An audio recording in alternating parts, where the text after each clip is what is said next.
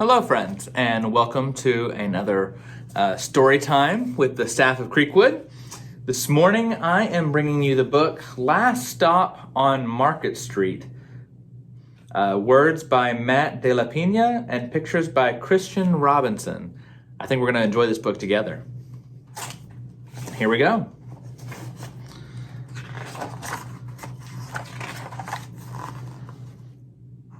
It's for Luna and her two grandmas, Roni and Grace, and for Nana. Very nice. Here we go. CJ pushed through the church doors, skipped down the steps.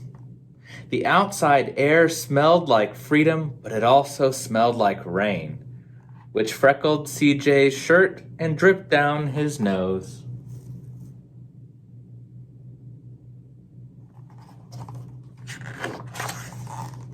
He ducked under his Nana's umbrella, saying, "How come we gotta wait for the bus in all this wet?" "Trees get thirsty too," his Nana told him. "Don't you see that big one drinking through a straw?"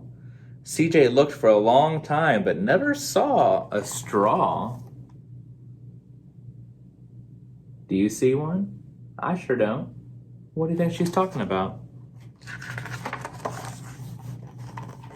From the bus stop, he watched water pool on flower petals, watched rain patter against the windshield of a nearby car. His friend Colby climbed in, gave CJ a wave, and drove off with his dad. "Nana, how come we don't got a car?"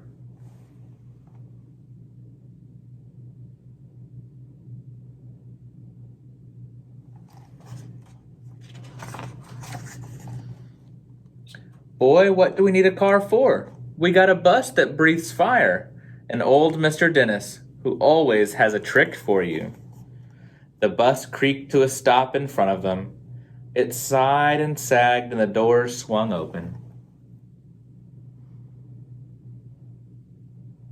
Have you ridden the bus before? "What's that I see?" Mr. Dennis asked. He pulled a coin from behind CJ's ear, placed it in his palm. Nana laughed her deep laugh and pushed CJ along. They sat right up front. The man across the way was tuning a guitar. An old woman with curlers had butterflies in a jar. Nana gave everyone a great big smile and a good afternoon. She made sure CJ did the same.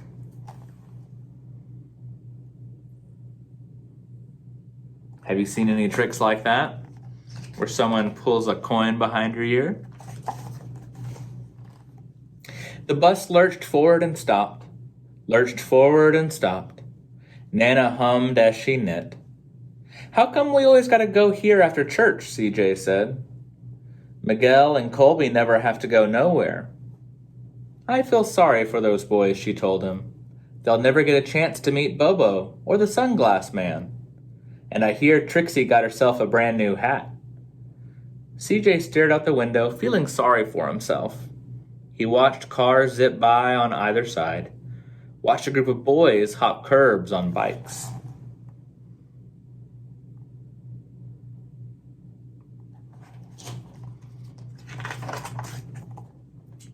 A man climbed aboard with a spotted dog. CJ gave up his seat. "How come that man can't see?" "Boy, what do you know about seeing?" Nana told him. "Some people watch the world with their ears." "That's a fact. Their noses, too," the man said, sniffing at the air. "That's a mighty fine perfume you're wearing today, ma'am."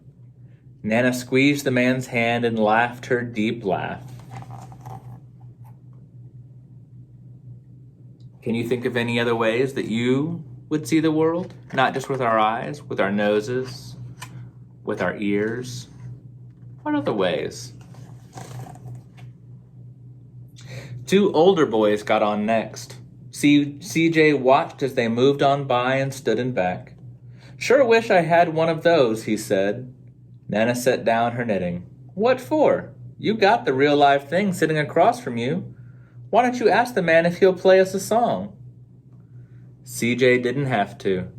The guitar player was already plucking strings and beginning to sing. "To feel the magic of music," the blind man whispered. I like to close my eyes. Nana closed hers too. So did CJ and the spotted dog.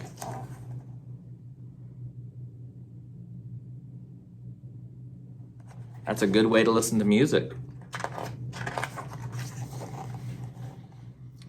And in the darkness, the rhythm lifted CJ out of the bus, out of the busy city.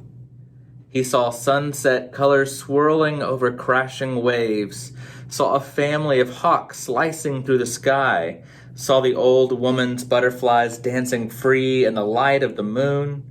CJ's chest grew full and he was lost in the sound, and the sound gave him the feeling of magic. Do you have any songs or music that makes you feel that way? I do. The song ended and CJ opened his eyes.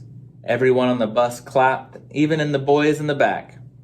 Nana glanced at the coin in CJ's palm. CJ dropped it in the man's hat. Last stop on Market Street, Mr. Dennis called.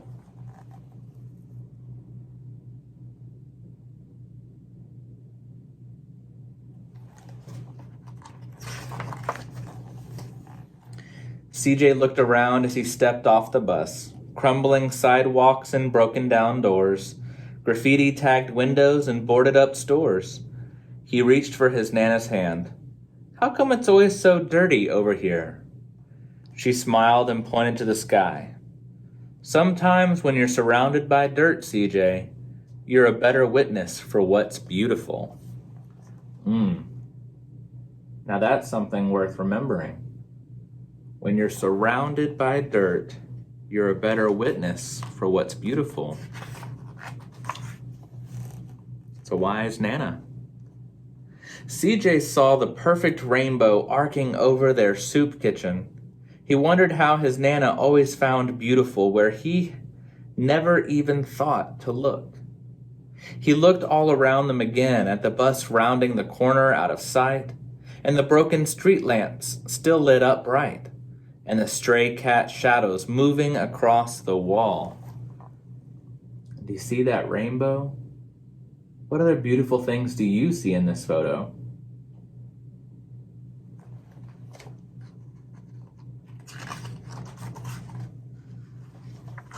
When he spotted their familiar faces in the window, he said, "I'm glad we came." Oh, who did he spot in the window? Maybe I skipped a page? No? Who do you think those people are?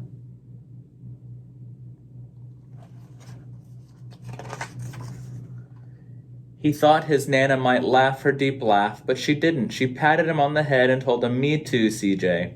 Now, come on."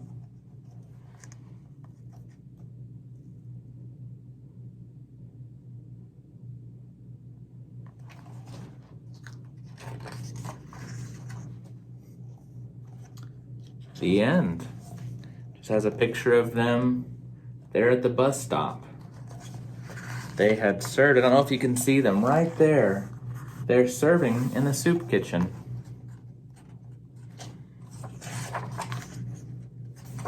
What a really beautiful story. I really like that line that in the dirt, I think that was in the dirt, that we see the most beautiful things.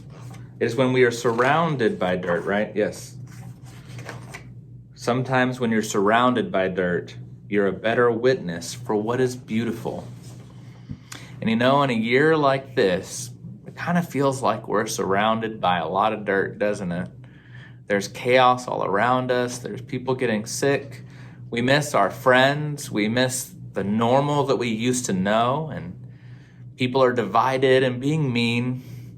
It feels like a lot of dirt around us.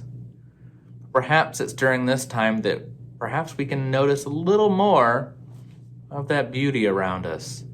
Or maybe we'll appreciate it more when it returns.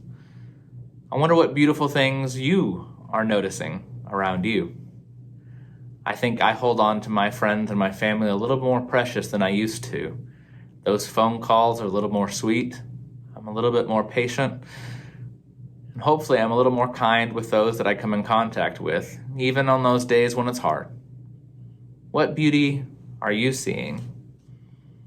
Well, friends, I've enjoyed this book with you this morning. I hope you have enjoyed it. And until next time, remember to be kind, do good, and love your neighbors. Bye.